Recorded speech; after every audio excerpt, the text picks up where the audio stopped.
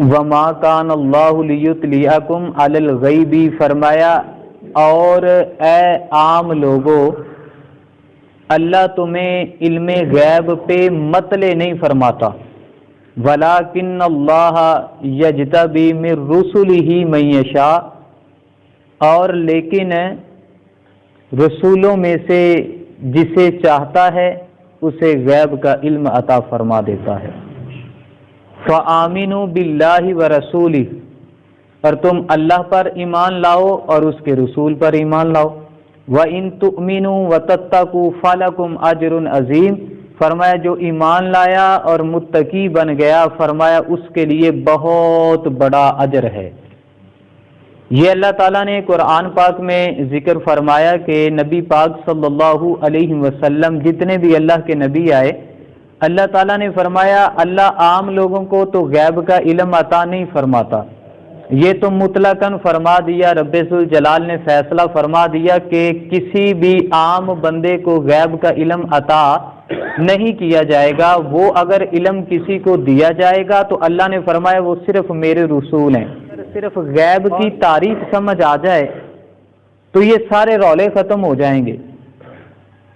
ہم احناف اہل سنت و جماعت، ہماری ترجمانی کرتے ہوئے امام حضرت مفتی احمد یار خان نعیمی علیہ رحمہ نے اس کو اس انداز میں ذکر فرمایا، فرماتے ہیں کہ تعریف میں دو چیزیں ہمیں ملتی ہیں۔ ایک ہے کہ نبی علیہ الصلاۃ والسلام کو جو اللہ تعالیٰ نے علم غیب عطا کیا ہے وہ عطائی کلی علم غیب ہے، ذاتی نہیں ہے، یعنی اللہ کی عطا ہے۔ جو بھی نبی پاک صلی اللہ علیہ وسلم کو اللہ تعالیٰ نے علم غیب عطا کیا ہے وہ عطائی ہے، لیکن جو عطائی مانتا ہے اس میں کوئی دو رائے نہیں ہے، بلکہ رب ذوالجلال کا قرآن فرما رہا ہے اللہ عام لوگوں کو علم غیب عطا نہیں فرماتا، لیکن اپنے رسولوں میں سے جسے چاہتا ہے پسند فرما لیتا ہے اور اسے علم غیب عطا فرما دیتا ہے۔ یہ آیت نازل کب ہوئی؟ نبی پاک صلی اللہ علیہ وسلم نے ارشاد فرمایا کہ جب دنیا کو پیدا نہ کیا گیا، حضرت آدم علیہ الصلاۃ والسلام پر جب تمام ارواح کو پیش کیا گیا تو نبی پاک صلی اللہ علیہ وسلم نے فرمایا کہ میں نے اس وقت جان لیا کہ کون بندہ مسلمان یعنی ایمان لائے گا اور کون بندہ کافر ہوگا۔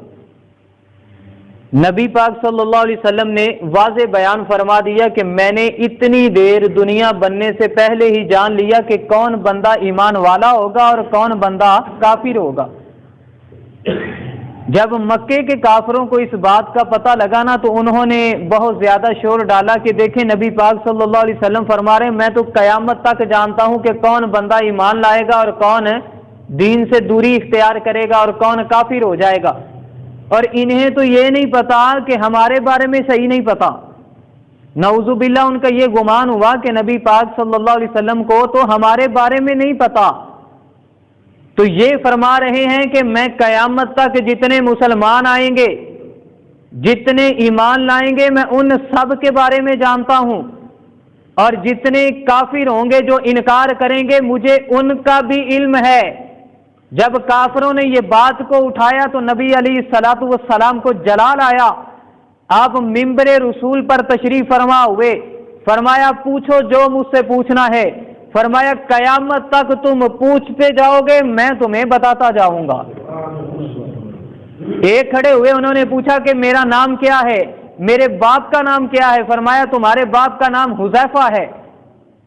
کہنے لگے پھر یا رسول اللہ واقعی میرے باپ کا نام حذیفہ ہے؟ فرمایا ہاں تیرے باپ کا نام حذیفہ ہی ہے۔ حضرت عمر رضی اللہ تعالیٰ عنہ کھڑے ہوئے اور عرض کی کہ اللہ کے نبی ہم اللہ کی توحید پر ایمان لائے، ہم قرآن پاک کے حق ہونے پر ایمان لائے، ہم آپ کے اللہ کے رسول ہونے پر ایمان لائے، اے اللہ کے نبی ہماری اس غلطی کو معاف فرما دیں اور ممبر سے نیچے تشریف لے آئیں۔ تو نبی پاک صلی اللہ علیہ وسلم ممبر رسول سے نیچے تشریف لے اور فرمایا کہ ایسی باتیں کرنی چھوڑ دو۔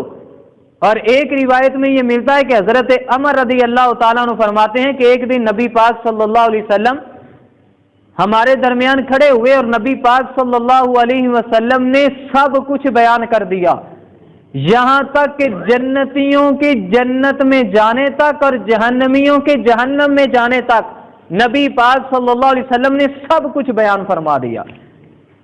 اور ایک روایت میں حضرت ابو زید رضی اللہ تعالیٰ عنہ سے مروی ہے، فرماتے ہیں کہ نبی پاک صلی اللہ علیہ وسلم نے ہمیں صبح فجر کی نماز پڑھائی، فجر کی نماز پڑھانے کے بعد نبی پاک صلی اللہ علیہ وسلم نے واعظ فرمانا شروع کر دیا، فرماتے رہے یہاں تک کہ ظہر کی نماز کا وقت ہو گیا۔ نبی پاک صلی اللہ علیہ وسلم نے ظہر کی نماز پڑھائی، فرمایا پڑھانے کے بعد پھر نبی علیہ الصلوۃ والسلام نے واعظ کو شروع فرما دیا، یہاں تک کہ چلتی رہی واعظ کے عصر کی نماز کا وقت ہو گیا۔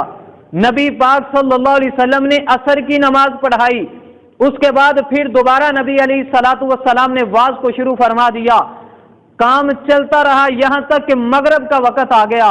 نبی علیہ الصلوۃ والسلام نے مغرب کی نماز پڑھائی اور فرماتے ہیں کہ نبی پاک صلی اللہ علیہ وسلم نے ہمیں قیامت تک ما کانا اور ما یکون سب کچھ کا علم جو ہے اس واعظ میں عطا فرما دیا۔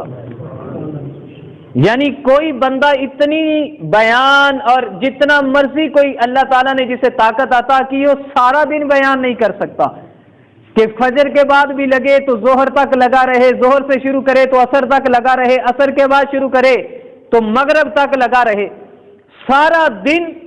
اور آپ علیہ الصلوۃ والسلام نے جتنا بھی اللہ تعالیٰ نے آپ کو علوم عطا کیا تھا ان میں سے کچھ حصہ جو ہے وہ صحابہ رسول کے پیش کر دیا اور قیامت تک بتا دیا کہ فلاں قیامت کے دن یہ ہوگا، فلاں اس طرح ہوگا، فلاں اس طرح ہوگا۔ نبی علیہ الصلوۃ والسلام نے کھول کھول کے بیان فرما دیا۔ تو نبی پاک صلی اللہ علیہ وسلم کی یہ ساری باتیں علم غیب پر دلالت کرتی ہیں۔ اور اگر آگے بڑھیں اس سے تو ایک دن دیکھیں کہ کوئی بندہ ہم میں سے یہ دعویٰ کرے کہ مجھے ستاروں کا علم ہے کہ آسمان پہ کتنے ستارے ہیں، آپ اور میں یہ دعویٰ نہیں کر سکتے، ہم گن بھی نہیں سکتے۔ زندگی گزر جائے گی لیکن ساری رات گزر جائے گی، ہم جب ستارے گننے شروع کریں گے تو صبح ہو جائے گی لیکن ستاروں کو گن نہیں سکیں گے۔ اسی طرح کوئی بندہ دعویٰ کرے کہ میں کہتا ہوں کسی کے بارے میں دعویٰ کرنا تو بڑی دور کی بات ہے، ہم میں سے کوئی یہ نہیں کہہ سکتا کہ مجھے اپنی نیکیوں کا علم ہے، کہ اللہ نے مجھے 4 لاکھ نیکیاں عطا کی ہیں، مجھے 10 لاکھ نیکیاں عطا کی ہیں۔ نہ ہم ستاروں کو گن سکتے ہیں اور نہ ہم اپنی نیکیوں کا ہمارے پاس علم ہے کہ اللہ تعالیٰ نے ہمیں کتنی نیکیاں عطا فرمائی ہیں۔ لیکن یہ شان تیرے اور میرے نبی علیہ الصلوۃ والسلام کو اللہ تعالیٰ نے عطا فرمائی ہے کہ وہ یہ جانتے ہیں کہ آسمان پہ ستارے کتنے ہیں، وہ یہ جانتے ہیں نبی علیہ الصلوۃ والسلام کہ میرے فلاں صحابی فلاں امتی کی اللہ تعالیٰ نے کتنی نیکیاں بنائی ہیں۔ حضرت عائشہ صدیقہ رضی اللہ تعالی عنہا نے ایک دن عرض کی کہ میں نے عرض کی کہ یا رسول اللہ صلی اللہ علیہ وسلم آسمان کے ستاروں کے برابر کس صحابی کی نیکیاں ہیں؟ آپ کے اصحاب میں سے کس صحابی کی آسمان کے ستاروں کے برابر نیکیاں ہیں؟ نبی پاک صلی اللہ علیہ وسلم نے ارشاد فرمایا اے عائشہ آسمان کے ستاروں کے برابر میرے عمر کی نیکیاں ہیں۔ آپ پریشان ہو گئی، آپ نے یہ سوچا تھا کہ شاید میرے والد کا نام آئے گا حضرت ابو بکر صدیق رضی اللہ تعالیٰ عنہ کا کہ ان کی نیکیاں آسمان کے ستاروں کے برابر ہیں۔ نبی پاک صلی اللہ علیہ وسلم نے خود ہی ارشاد فرما دیا، فرمایا کہ اے عائشہ تم پریشان ہو رہی ہو کہ عمر کی اتنی نیکیاں ہیں تو تمہارے باپ کی کتنی ہوں گی؟ فرمایا تمہارے باپ کی غار والی نیکی ایک طرف، عمر کی نیکیاں ساری ایک طرف، فرمایا پھر بھی وہ نیکی کا بار سب سے زیادہ۔ اب اگر اسی کو دیکھا جائے تو بتائیں آپ اور میں آسمان کے ستاروں پہ جو ہے اس کا علم ہمارے پاس نہیں ہے۔ چلو اگر کوئی کہہ لیا جائے کہ کوئی بڑی ٹیکنالوجی کے ساتھ کوئی بڑی جدید ٹیکنالوجی استعمال کرے تو آسمان کے ستاروں کی گنتی کر لے، ہو نہیں سکتا، لیکن ایک فرض کیا جائے تو بتاؤ کہ کسی کی نیکیوں کی بھی گنتی کر سکتا ہے؟ کسی کی ساری زندگی کی نیکیاں کوئی جان سکتا ہے؟ یہ اگر کسی کو عطا کیا ہے تو وہ صرف مصطفیٰ صلی اللہ علیہ وسلم کو اللہ نے عطا کیا۔ تو یہ اس بات پہ دلالت کرتی ہے کہ نبی پاک صلی اللہ علیہ وسلم کو اللہ تعالیٰ نے علم غیب عطا فرمایا تھا۔ اس سے آگے بڑھیں تو بات کریں حبشہ کے بادشاہ جو تھے اسے نجاشی کہا جاتا ہے، اسی طرح مصر کا جو بادشاہ ہوتا تھا اسے فرعون کہا جاتا تھا. تو یہ انہیں ایک ٹائٹل تھا جس سے اسے یاد کیا جاتا تھا. تو حبشہ کا بادشاہ نجاشی جب اس کے پاس نبی پاک صلی اللہ علیہ وسلم کا خط پہنچا نا کہ نبی پاک صلی اللہ علیہ وسلم اللہ کے نبی ہیں، آپ علیہ الصلاۃ والسلام نے انہیں اسلام کی دعوت دی، تو انہوں نے فوراً اسلام کو قبول فرما لیا. کوئی بات نہیں کی، کوئی لب کشائی نہیں کی، بلکہ اسلام کو قبول کیا اور ساتھ یہ عرض کی کہ اگر میں یہ اپنی حکومت کے امور میں مصروف نہ ہوتا تو میں در مصطفیٰ پہ حاضر ہو جاتا اور آپ کے قدمین شریف کو بوسہ دیتا. یہ اپنی محبت کا اظہار کیا. وقت گزرتا رہا، وہ کلمہ پڑھ کے مسلمان ہو گئے. اب یہ مدینہ کہاں ہے اور حبشہ کہاں پہ، کتنا فرق ہے. اب اس وقت کوئی جدید سہولت بھی موجود نہیں ہے کہ کوئی بندہ یہ جان سکے کہ بھئی کسی کو فون کر دیا گیا کہ پتہ لگ جائے کہ بھئی فلاں جگہ پہ فلاں بادشاہ جو ہے وہ فوت ہو گیا یا فلاں شہر میں رہنے والا شخص وہ فوت ہو گیا.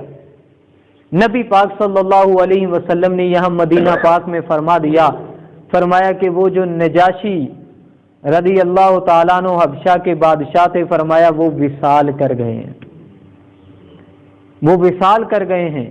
نبی پاک صلی اللہ علیہ وسلم نے ان کے لیے دعائے خیر فرمائی. اللہ تعالیٰ سے دعا کی کہ اے میرے مولا نجاشی کی بخشش فرما دے، اے میرے مولا نجاشی کی بخشش فرما دے. کہتے ہیں روایت کرنے والے یہاں تک بیان کرتے ہیں کہ نجاشی کی قبر سے نور پھوٹ رہا تھا. نبی پاک صلی اللہ علیہ وسلم نے جب ان کے لیے دعا کی، اب آپ ہی سوچیں کہ کہاں حبشہ ہے، کہاں مدینہ پاک ہے، کیسے کس نے بتا دیا آگے کہ بھئی وہ نجاشی فوت ہو گیا، وہ وصال کر گئے، کیسے علم ہوا اور کیسے پتہ لگا؟ اگر کوئی یہ بھی بتانے کے لیے آتا تو کتنے دن درکار تھے، کتنے دن کا سفر تھا. ادھر وہ فوت ہوئے ہیں، ابھی جنازہ بھی نہیں ہوا تو نبی پاک صلی اللہ علیہ وسلم نے ادھر صحابہ میں اعلان بھی فرما دیا کہ وہ وصال کر گئے. تو یہ بھی بات علم غیب پر دلالت کرتی ہے. اس سے آگے بڑھیں تو نبی پاک صلی اللہ علیہ وسلم کی شان کو اگر ہم لوگ اور مزید دیکھیں کہ اللہ تعالیٰ نے آپ کو کیسا علم عطا فرمایا ہے. خیبر کا موقع تھا، نبی علیہ الصلاۃ والسلام نے حضرت ابو بکر صدیق کو بھیجا رضی اللہ تعالیٰ عنہ، واپس لوٹ آئے، یا رسول اللہ فتح نہیں ہوا. حضرت عمر رضی اللہ تعالیٰ عنہ کو بھیجا، واپس لوٹ آئے، عرض کی یا رسول اللہ فتح نہیں ہوا. نبی پاک صلی اللہ علیہ وسلم نے فرمایا اے میرے صحابہ اب جا کے آرام فرماؤ، آرام کرو. فرمایا کہ صبح میں جھنڈا اس کو عطا کروں گا جو خیبر کو فتح بھی کرے گا، جو اللہ کا بھی محبوب ہے اور اللہ کے رسول کا بھی محبوب ہے. اب رات جب وقت آیا، حضرت عمر رضی اللہ تعالیٰ نے یہ سوچ رہے ہیں جھنڈا مجھے دیا جائے گا، حضرت ابو بکر صدیق رضی اللہ تعالیٰ نے سوچ رہے ہیں جھنڈا مجھے عطا کیا جائے گا. ہر صحابی کی خواہش ہے کہ یہ جھنڈا مجھے دیا جائے گا. لیکن جب صبح ہوئی تو نبی علیہ الصلاۃ والسلام نے فرمایا کہ حضرت علی المرتضیٰ شیر خدا کہاں ہے؟ عرض کی گئی یا رسول اللہ ان کی تو آنکھیں خراب ہے. فرمایا انہیں بلا کے لایا جائے. نبی پاک صلی اللہ علیہ وسلم نے ان کی آنکھوں میں اپنا لعاب دہن ڈالا، لعاب دہن ڈالا تو ان کی آنکھیں بالکل درست ہو گئی، صحیح ہو گئی. نبی پاک صلی اللہ علیہ وسلم نے جھنڈا عطا فرمایا، فرمایا جاؤ جا کے خیبر کو فتح کر کے آؤ. مولا کائنات گئے اور خیبر کو فتح کیا اور پھر واپس لوٹ آئے.